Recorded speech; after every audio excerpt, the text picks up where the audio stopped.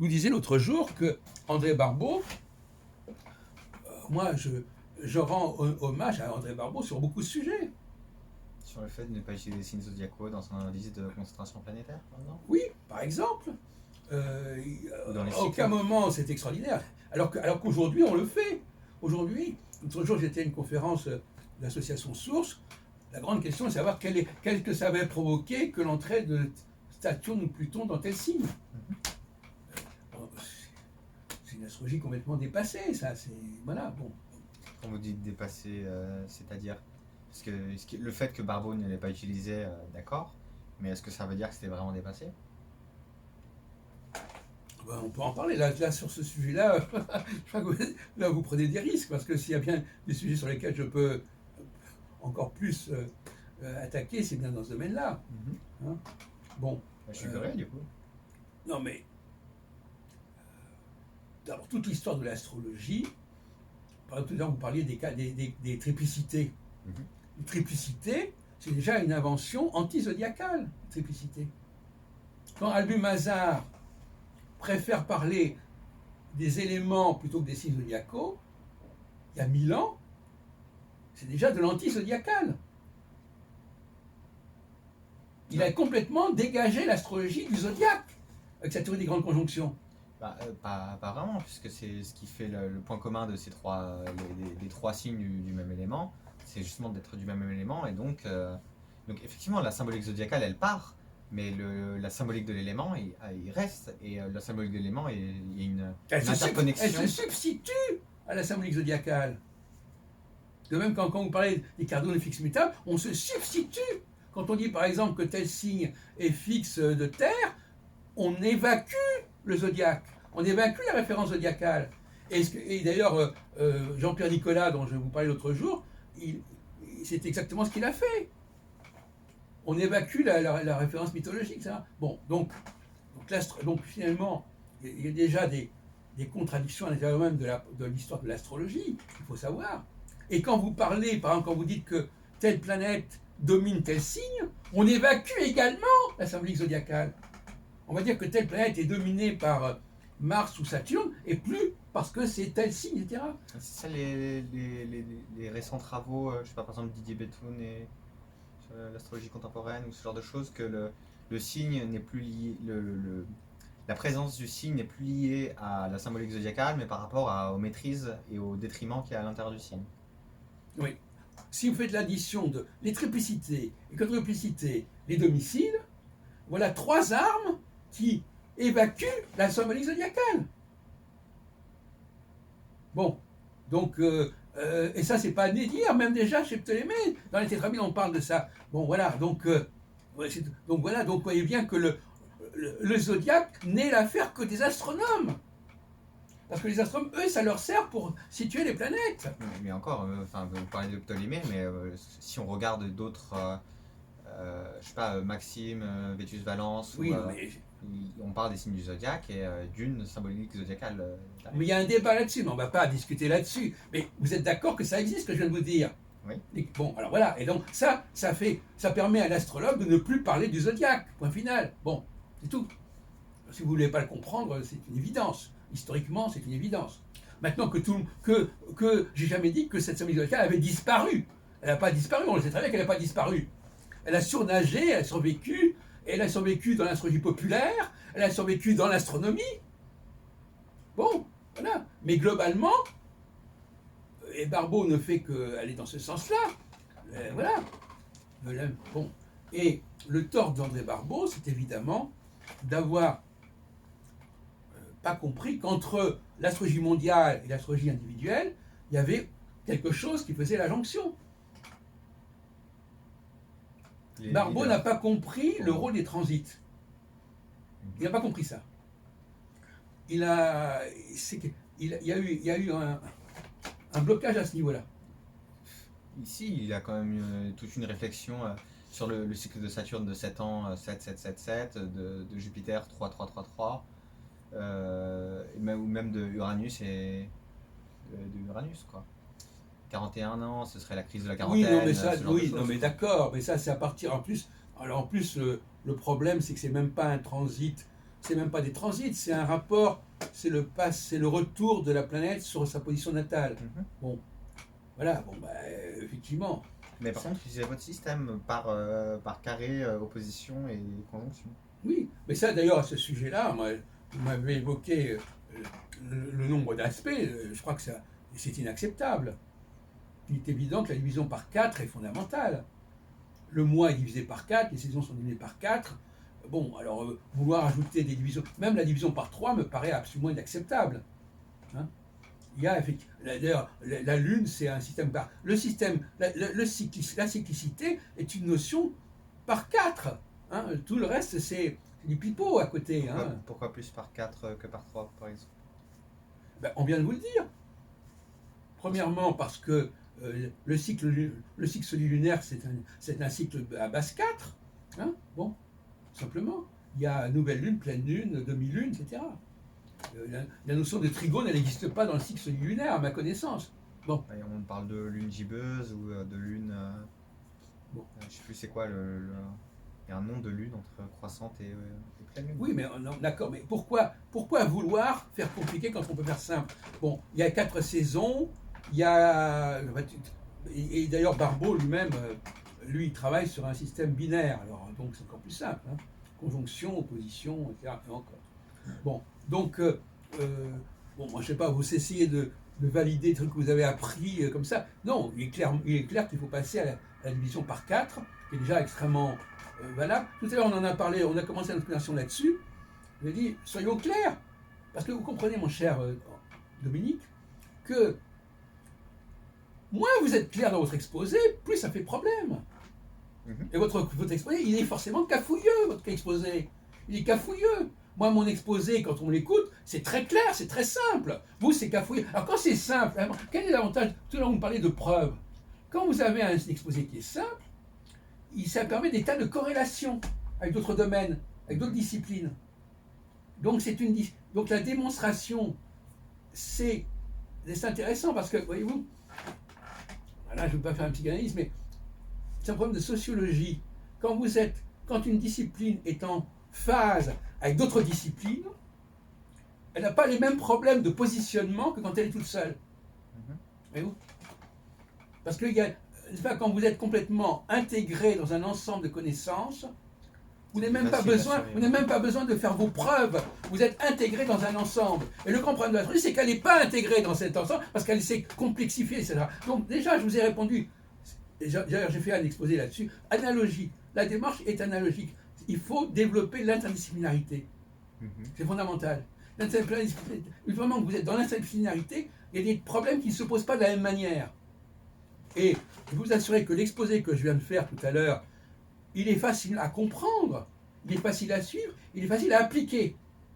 Bon, vous allez nous perdre dans une usine à gaz avec le quintile, le sextile, le ceci, le cela, etc. Donc déjà, votre propos, il est déjà complètement autiste à la limite. C'est-à-dire que c'est quelqu'un qui est pris dans son système, dans son discours, et qui veut l'appliquer à tout prix. Donc déjà, on n'est plus du tout dans la même cour. On ne joue pas dans la même cour. Après, il y a toujours une hiérarchie. Si je prends tous les aspects, il y a une hiérarchie à faire entre les aspects. Certains qui sont plus importants que d'autres. Écoutez, supposons les choses clairement. Est-ce que vous ne croyez pas qu'une astrologie aussi simple que la mienne est plus facile à accepter que celle que vous pratiquez? Je ne parle même pas sur le plan théorique, je parle sur le plan de la compréhension et de l'application. Bon, moi au moins, j'ai une façon de parler de l'astrologie où les gens peuvent appliquer ce que je dis. Vous, ce que vous dites, on ne peut pas l'appliquer. Parce que sauf si on est initié à l'astrologie, si on a fait ceci, si on a fait cela, mais elle n'est pas applicable, elle est même inaudible à la limite. Vous êtes inaudible dans votre propos astrologique. Inaudible. C'est que ça ne passe même pas. Ça n'est même pas entendu. Vous l'avez dit vous-même, ma pensée serait le produit de ce que tous les astrologues pensent. Donc c'est bien qu'elle n'est pas si inaudible que ça. Et comme je vous l'ai dit, c'est pas difficile à appliquer, puisqu'une fois qu'on a le logiciel adéquat, regardez ces transits, ou les transits des autres, c'est pas très difficile. Un logiciel, on peut pas. Non, mais là, vous parlez de l'informatique là? Ouais. Non mais écoutez, alors c'est exactement ce que dit Roger Eke. C'est les enfants de l'informatique. L'informatique a provoqué des monstres. Des monstres. Parce que je vous signale qu'entre parenthèses, moi j'ai vu l'informatique se développer dans le milieu astrologique. Oui, vous avez fait Ordinastral de Barbeau. Non, mais même vous avez observé comment ça se l'informatique, passait. les calculs, etc. Bon. Je me souviens même que j'avais été. C'était amusant parce que je crois que c'était à Genève il y a 40 ans. Quelqu'un me dit: oui, j'ai des trucs informatiques à vous proposer, etc. Et il est clair qu'il y a eu un moment de bascule. Quand, par exemple, au niveau des directions primaires, il y avait un rejet. Dans les années 70, il y avait un rejet des directions primaires. Mhm. C'est trop compliqué. Ouais. Et l'informatique arrivant, bah alors pourquoi pas? Donc l'informatique a sauvé des trucs qu'on ne voulait plus entendre, on ne voulait plus utiliser. Et c'est exactement, là, je vous remercie, c'est une très intéressante votre façon de parler, c'est exactement le problème de Roger Eke. On a créé des monstres. On a sauvé, l'astrologie était en train de se décanter, de s'élaguer, de se simplifier. Et l'informatique est arrivée dans les années 70, avec toutes sortes de calculettes, etc. aussi. Et ça a permis ça a empêché le processus de décantation de se produire. On est tombé dans la constipation. Enfin, si les astrologues ont abandonné les directions primaires, c'est pas parce qu'il y avait moins de mathématiciens parmi les astrologues. Dom Desromans, il a fait les mines, Chouinard, il a fait Polytechnique, Picard aussi. Non, mais Ils avaient plus une formation de mathématiciens que ceux des années 70, quoi. Mais il n'empêche que il y avait une. Mais c'est pas une question de formation. Les gens ça ne passe pas, c'est tout, ça ne passe pas. Ça ne passe pas.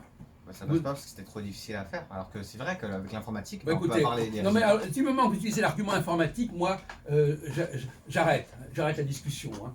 Parce que l'astrologie, elle existe depuis des millénaires, elle n'avait pas d'informatique. Alors ne racontez pas d'informatique. Alors maintenant, si vous êtes dans une sorte de théologie comme quoi, maintenant, grâce à l'informatique, enfin l'astrologie va pouvoir fonctionner, dites-le. À ce moment-là, c'est une sorte de croyance apocalyptique que maintenant. Non, l'astrologie a toujours marché, mais par contre, mais ça, c'est vrai, c'est juste vrai dans toute l'histoire de l'humanité. C'est un gain de temps par rapport à la quantité de travail qui est Moi, à l'intérieur. je suis C'est du désolé, capital. moi, l'astrologie que je propose, elle était praticable il y a 2000 ans sans aucun problème. Il n'y a pas besoin d'informatique, d'accord? Mhm. Bon, alors donc ne racontez pas, etc. Donc il n'y a pas besoin d'une astrologie qui aurait besoin de je sais pas quoi pour pouvoir fonctionner. L'astrologie est quelque chose qui est proche, qui est dans l'humanité, moi je ne comprends pas des gens, c'est-à-dire on est dans le surréalisme là. Pourquoi vous n'avez pas, je vous l'ai déjà dit depuis le départ, vous n'avez pas le sens de la simplicité, le sens de la clarté, le sens occamien. Vous êtes dans le brouillard, dans le brouillon. Vous avez un esprit brouillon. Voilà. Alors, voilà, bon, bah, c'est la musique, si on veut, d'accord, très bien. Non, mais, de toute façon, écoutez, je crois que j'ai même pas besoin. Vous savez, on ne tire pas sur une. Voilà. Donc, en vous écoutant, tout le monde comprend très bien où vous en êtes. C'est même pas la peine de faire des commentaires à ce sujet. Mais vous avez raison de le dire. Vous avez raison. Vous apportez le doigt à mon moulin. Mais c'est justement cette voie informatique, en quoi elle peut apporter une quelconque validation à l'astrologie? Soyons sérieux. C'est La statistique, déjà.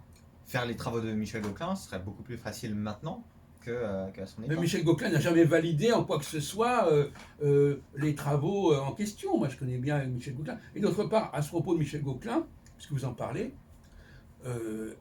bien que j'ai publié beaucoup de choses sur Gauquelin, j'ai même publié ses ouvrages, notamment les personnalités planétaires, en 80, je ne sais pas si vous le savez d'ailleurs. Je l'ai vu dans votre bibliothèque, mais... bon, donc là aussi, vous n'êtes pas au courant de ce que j'ai écrit sur Gauquelin. Et de toute façon, ce que j'ai écrit... Et d'ailleurs, en 86, c'était complètement axé sur Gauquelin, les travaux. D'accord. Bon. Mais, cela dit, actuellement, j'ai développé une critique contre Gauquelin. Ah oui, vous m'avez dit la dernière fois que ça lui dérangeait ses travaux. Oui. Je crois... ça a mis du temps, mais j'ai développé une critique contre Gauquelin. Je ne crois pas qu'il y ait 3 planètes, je ne crois pas qu'il y ait 3 types de personnages, etc. Alors, comment vous expliquez ces statistiques? Ben justement, je pense que c'est du bidon, finalement. Oui. Mais vous déclarez la validité ou non de son travaux juste parce que ça vous arrange ou pas. Mais en soi, ça a été examiné par 3 comités différents, le comité para, le CFE-PP ou je sais pas quoi. Et le CISOP. Alors je vais vous répondre. Tout à l'heure on a parlé du type jupitérien. Mhm. Le type jupitérien, il est à la fois saturnien, martien et jupitérien D'accord. dans sa psychologie. Donc, Gauquelin a une vision totalement étriquée de la psychologie. Il a une caractérologie, une typologie comme ça, dont j'ai montré l'inanité, justement. La cyclicité même, le principe même de l'astrologie cyclique, va à l'encontre des travaux de Gauquelin. Puisque par la cyclicité, on transforme son psychisme. Mhm. Donc, il est parti sur des fausses bases. Maintenant, pourquoi tout le monde n'a pas applaudi aux travaux de Gauquelin de toute manière, tout de suite. Et moi-même, j'ai mis beaucoup de temps avant de voir où était la faille. Parce qu'il faut du temps, mon cher ami, pour comprendre. Vous savez, moi, je fais de l'astrologie depuis plus de 50 ans. J'ai mis du temps. Puisque là même, par exemple, là, à ce moment-là, j'étais en train de valider Gauquelin en 86. Mais je me suis aperçu qu'il y avait une contradiction structurelle. C'est-à-dire que là, Gauquelin a une vision statique du psychisme. T'es comme ceci, t'es comme cela. T'es né comme ceci, t'es né comme cela. Ouais. Alors qu'en réalité, on passe, par exemple, tout à l'heure je parlais des phases par lesquelles passe le jupitérien, eh bien il passe alternativement par une phase jupitérienne au centre de Gauquelin et une phase saturnienne. Mhm. Donc il est les deux à la fois, successivement. Et c'est pour ça que, et alors justement, vous savez, je vous dis que comme Gauquelin, il est passé par l'astrologie. Oui, il a commencé Oui, astrologue. mais justement, et c'est là qu'il a été marqué par ça. Et il a été marqué de manière négative. C'est-à-dire il a transposé un certain schéma astrologique planétaire ou zodiacal, et il est resté avec ce truc-là. Alors que, pas zodiacal, parce qu'il n'a pas trouvé de résultat pour les signes du zodiaque. mais ça ne veut pas dire qu'il n'a pas été marqué structurellement par le zodiaque. La typologie, je n'ai pas dit qu'il avait. J'ai dit simplement qu'il était marqué par ce truc-là, par ce schéma-là. Mhm. Bon, je n'ai pas dit qu'il l'avait utilisé dans ses recherches. Je dis que simplement, dans sa mentalité, dans sa conception de la psychologie, il est marqué par ça. Oui, Et c'est- d'ailleurs, il fait une petite réflexion dans le colloque du MAU, je crois, où il dit moi je vais faire mon scorpion, et parce qu'il y avait un En scorpion. 87, oui. Oui, c'est ça. Bon, 88. Il joue quand même s'il y croit pas. Non, il mais, joue non, sur- mais de toute façon, sur ce genre de la choses. question n'est pas là. C'est même pas la question de ça. La question, c'est que, ce que j'essaie de vous faire comprendre, mon cher Dominique, c'est que l'astropsychologie est anti-gauquelinienne, par définition.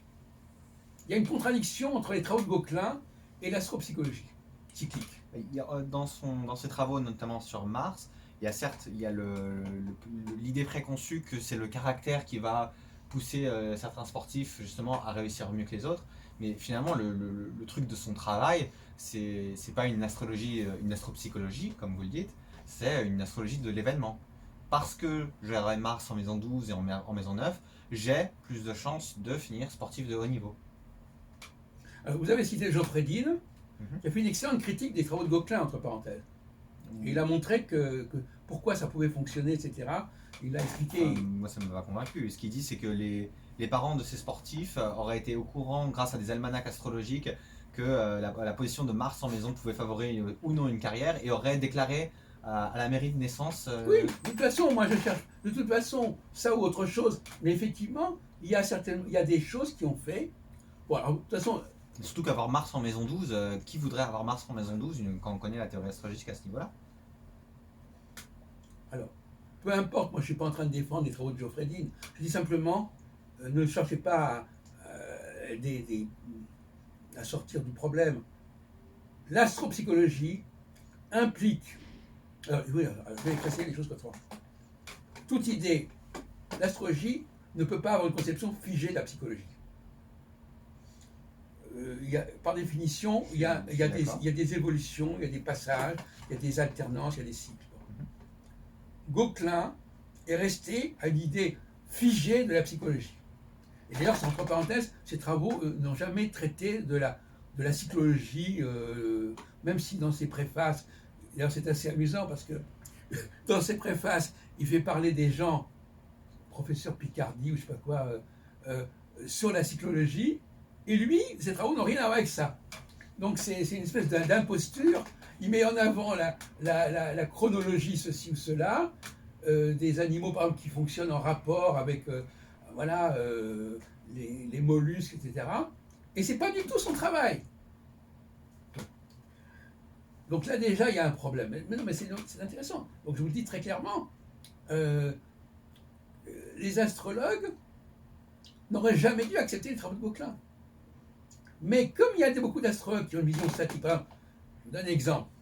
Je prends souvent les cas de Didier Gesselin. Actuellement, il y a une crise de la cyclologie en astrologie. Les gens ne savent plus faire des prévisions.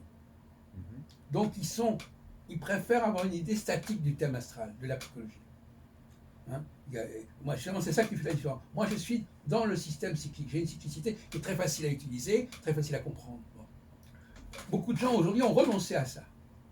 Ils ont renoncé, ils disent, moi par exemple Gesselin, je l'ai filmé pendant, vous n'avez qu'à regarder les vidéos. J'ai regardé la vidéo. Mais, non mais pas que ma vidéo, mais j'ai filmé ses conférences. Ah oui, c'est un genre.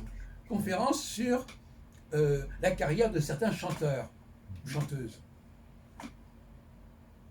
À aucun moment, il explique cette carrière par des transits ou par des configurations.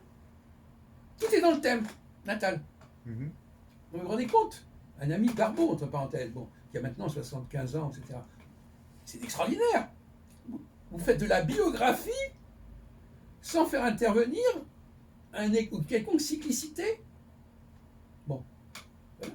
Alors moi, effectivement, tant que je n'avais pas complètement intégré, c'est pour ça que je vous dis, hein, le temps, c'est quand même utile. C'est vrai qu'il y a des choses que je découvre à 73 ans. Bon, voilà. Tant qu'on n'a pas intégré certaines choses, on ne comprend pas tout de suite. Le cerveau a besoin de considérer tous les facteurs, tous les paramètres pour s'apercevoir qu'il y a une contradiction. Bon, cela, je ne l'avais pas compris à une certaine époque. Mais avec le développement de mon astrocyclologie, donc là, ça passe pas. Ça passe plus. Alors, maintenant, qu'il y ait des gens, maintenant on va revenir au problème sociologique, qu'il y ait effectivement des gens, ça on ne peut pas le contester, qu'il y ait des gens qui fassent telle et telle profession, ça c'est connu, ça c'est un fait. Et c'est à partir de là qu'il a travaillé, donc ça c'est clair. Ça c'est un constat. On parle de Gauquelin, hein. Oui. On peut constater qu'effectivement, les gens se positionnent dans tel et tel métier. Bon. Maintenant, est-ce que c'est un... Alors maintenant, le fait est que seul le leader est capable de transcender ce genre de problème. Seul le leader est porteur véritablement d'une véritable psychologie. Mais ceux qui ne sont pas des leaders, ben, ils ne sont pas concernés par l'astrologie directement, en fin de compte. De manière indirecte, parce qu'ils sont sous la coupe du leader. Oui, c'est ça.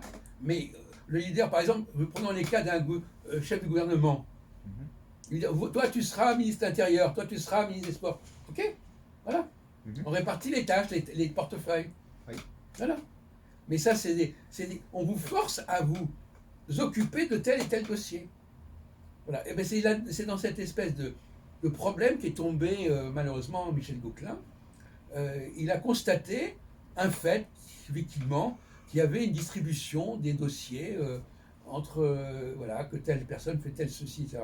Mais le véritable personnage, ce qu'on pourrait appeler le véritable homo astrologicus, pour employer une expression que j'ai utilisée en 69, je ne sais pas si vous vous rendez compte, en 69, j'ai publié le portrait. Vous vous rendez compte, j'avais quel âge? J'avais 21 ans. Le portrait d'homo astrologicus. Eh bien, seul ce personnage-là est complètement en prise avec le système astrologique. Donc déjà, les arguments du genre Zarquet qui dirait « Ah mais tout le monde, etc. » On n'en est même plus là. On n'est même plus à dire tout le monde était... moi, je n'ai jamais dit que tout le monde avait le droit d'avoir son thème natal.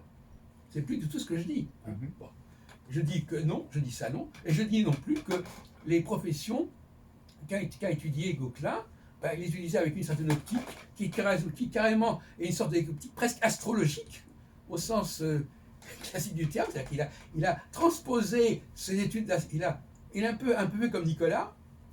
Ce sont des gens qui ont, parce qu'il y a un point commun entre Nicolas et Gauquelin, tous les deux se sont éloignés de l'astrologie, mais ils en sont restés fondamentalement marqués. Par exemple, Nicolas, que je connais depuis très longtemps. Je l'ai rencontré en 66, 67. C'est l'âge de votre père. Et donc, Nicolas, voilà, il valide les 12 signes zodiacaux, par exemple. Il les interprète autrement. Il valide les planètes, y compris transsaturniennes, il les valide autrement.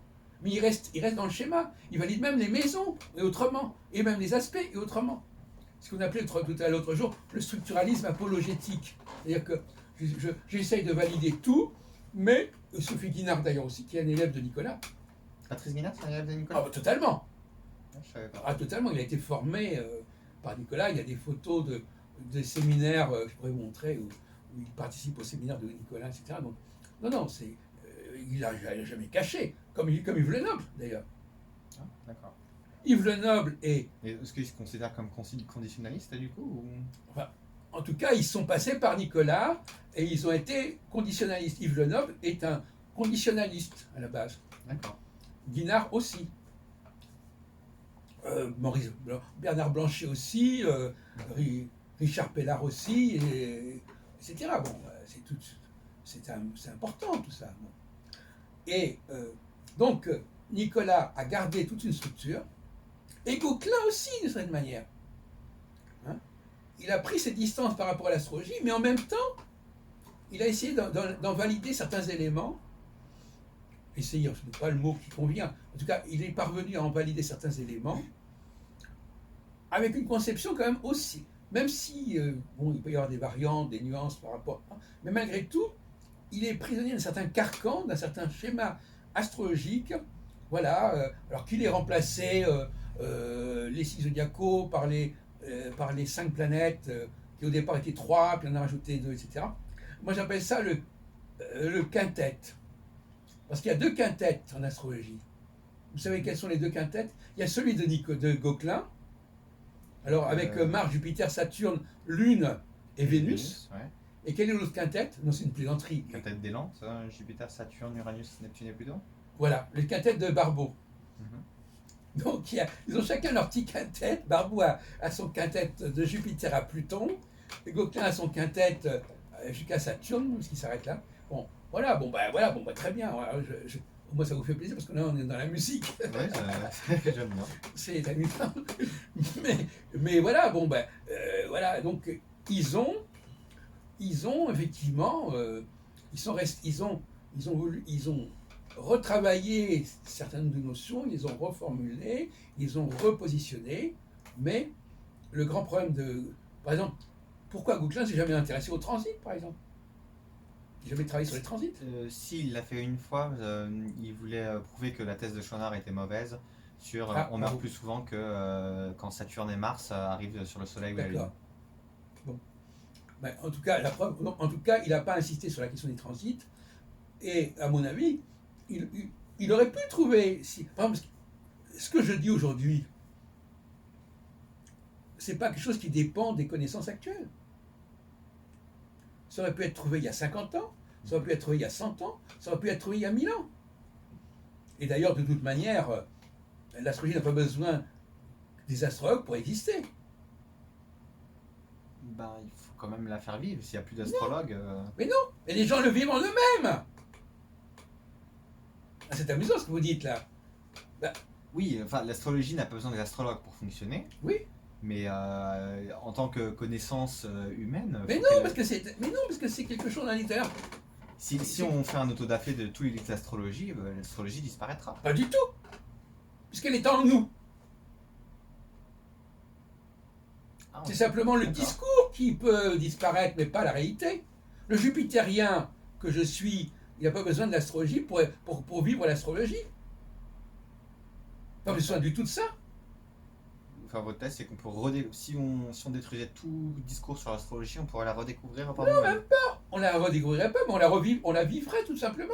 Il n'y a pas besoin de faire... C'est comme M. Jourdain qui ne savait pas qu'il faisait de la prose. Oui. Non, mais il n'y a aucun problème. L'astrologie n'a pas besoin des astrologues pour exister. Elle a besoin, en tant que savoir, oui, si on veut. Mais en tant que réalité, non. La réalité astrologique cyclique, elle existe même dans des sociétés qui ignorent toute l'astrologie, on est d'accord là-dessus. Mhm. Donc il n'y a pas besoin d'apprendre l'astrologie. Et même à la limite, je dirais même plus, mon cher Dominique, parce que là-dessus j'ai une certaine forme de prudence, je dirais, il n'est même pas certain qu'il soit souhaitable que les gens connaissent l'astrologie. Peut-être que ça a des effets pervers. Le fait que les gens connaissent certaines choses de l'astrologie n'est peut-être pas nécessaire. Alors, de quelle astrologie vous parlez? C'est de la vôtre ou celle pratiquée La mienne, parce qu'elle est plus simple, mais n'importe laquelle encore plus. Mais je veux dire que ça n'est pas certain, c'est un problème épistémologique délicat, il n'est pas certain que les gens doivent savoir certaines choses. Mhm. Il est possible que ça doive rester une forme d'initiation. D'accord. Mais parce que vous avez quand même été une des personnes qui formait des gens à devenir astrologue, même si vous leur disiez il ne faut pas croire en astrologie. Vous avez quand même poussé, favorisé le fait que des gens aillent vers l'astrologie.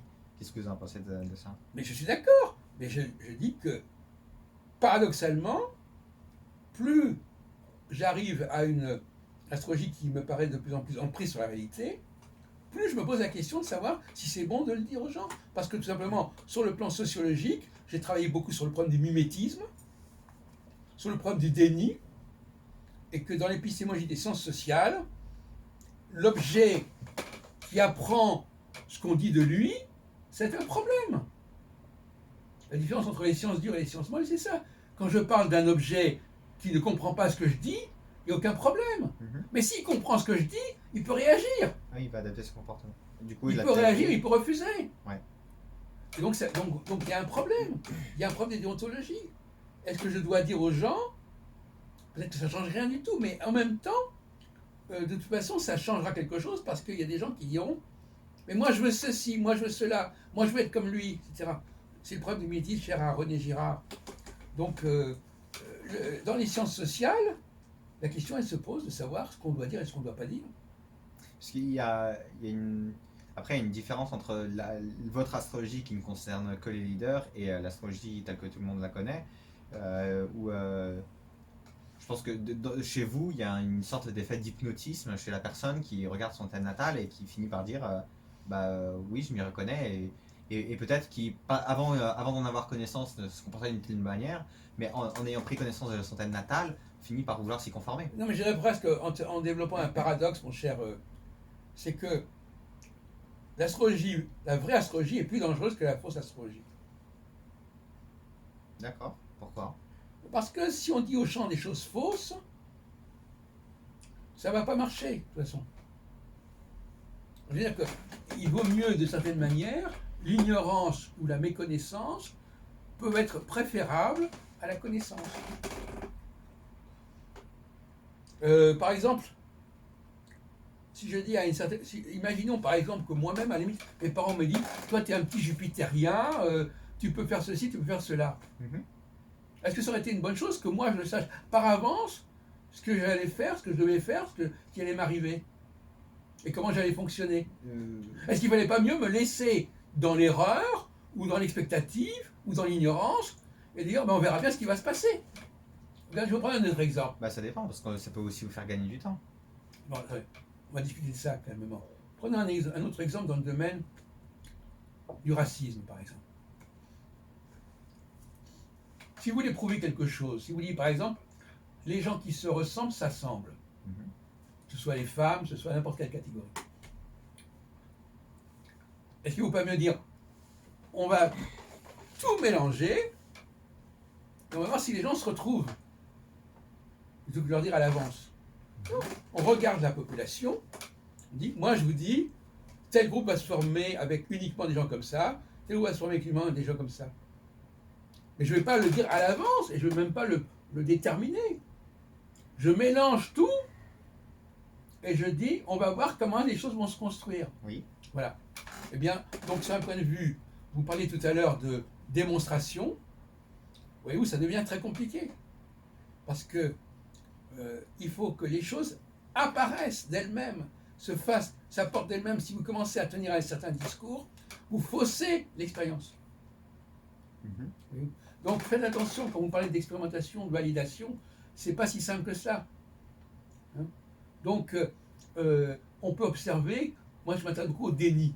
Pour ça, je vous dis, il y a pas, le déni, c'est quelqu'un qui dit, je n'appartiens pas à ce groupe, par exemple. Je ne veux pas appartenir à ce groupe.